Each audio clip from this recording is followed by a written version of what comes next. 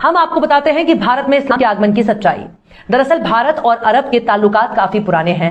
पैगंबरे आजम हजरत मोहम्मद की पैदाइश से कम 500 साल पहले से भारत के साथ अरबों के संबंध रहे हैं।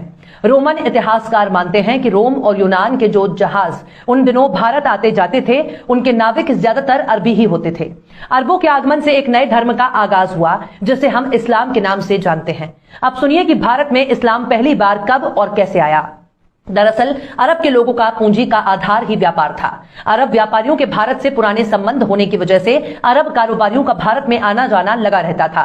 इस्लाम आने के बाद अरब व्यापारी 7वीं सदी में भारत के पश्चिम तट पर अलग अलग बंदरगाहों में बड़ी संख्या में आकर बसने लगे। ये लोग भारत की महिलाओं से शादी विवाह भी कर लेते थे। भारत में सबसे पहले इस्लाम केरल में आया। केरल के मालाबार इलाके में इस्लाम का सबसे पहले आमद हुआ। मालाबार के हिंदू राजा चेरामन पेरुमल इस्लाम से इतने प्रभावित हुए कि उन्होंने खुद ही इस्लाम कबूल कर दिया। इसके बाद केरल में धीरे धीरे इस्लाम फैलने लगा। आज भी केरल में सबसे पुरानी मस्जिद मौजूद है, जिसे चेरामन जुमा मस्जिद के नाम से जाना जाता है। यह मस्जिद लगभग 629 ईस्वी में बनाई गई थी। इसका मतलब है कि भारत में इस्लाम 7वीं सदी से पहले ही आ चुका है। राजा चेरामन के वंशजों ने मालाबार तट अरब के व्यापारियों की नमाज अदा करने के लिए 11 मस्जिदें भी बनवाई। इसके बाद राष्ट्रकूट राजाओं ने मुस्लिम व्यापारियों को अपने राज्य में बसने और इस्लाम का प्रचार करने की इजाजत दी। राष्ट्रकूट साम्राज्य के बहुत से साहिली इलाकों और शहरों में नमाज के लिए बड़ी बड़ी मस्जिदें थीं। भाईचारे की इस नीति की वजह से विदेशी व्यापार में काफी इजाफा हुआ, जिससे राष्ट्रकूटों की अर्थव्यवस्था काफी बेहतर हो गई। अगर सिर्फ ऐतिहासिक तथ्यों पर ही गौर किया जाए तो आपको पता चलेगा कि केरल के मालाबार में सबसे पहले इस्लाम आया। इसके अलावा गुजरात के घोघा में बरवाड़ा मस्जिद, जिसे 623 ईस्वी से पहले ही बनी, तमिलनाडु के पलैया जुम्मापल्ली मस्जिद 628 से 630 ईस्वी में बनी। ये सारे ऐतिहासिक साक्ष्य हैं जिनको कभी भी किसी भी कीमत पर झुटलाया नहीं जा सकता। मोहन भागवत हो या बीजेपी के नेता, उन्हें भारत के इतिहास को बहुत ही गहराई से जानना चाहिए। जिन आक्रमणकारियों का अक्सर जिक्र होता है, असल में उनका आगमन कई सौ सालों के बाद हुआ। एक खास बात यह भी है जिसे गौर किया जाना चाहिए। भारत में इस्लाम के प्रचार में सूफियों का बहुत बड़ा किरदार रहा है, जिन्होंने खुद मुस्लिम राजाओं को कभी अपने पर हावी नहीं होने दिया। हजरत ख्वाजा गरीब नवाज मोइनुद्दीन चिश्ती, हजरत निजामुद्दीन औलिया, ख्वाजा बख्तियार काकी जैसे सूफियों की दरगाहें आज भी आपको देखने को मिल जाएंगी, जहां मुसलमानों से ज्यादा हिंदुओं की भीड़ नजर आएगी। मुंबई में हाजी अली शाह की दरगाह भी हिंदू मुस्लिम और तमाम मजाहिब की मरकज है। आप सुनिए कि मुसलमान और हिंदू के बीच का संबंध। दरअसल इस बात को कोई भी भारतीय नहीं नकार सकता कि कभी न कभी उनके पूर्वज हिंदू ही रहे हैं। लेकिन क्या इस बात को लिखकर मुस्लिम समुदाय अपने गले में तख्ती लगाकर घूमेगा?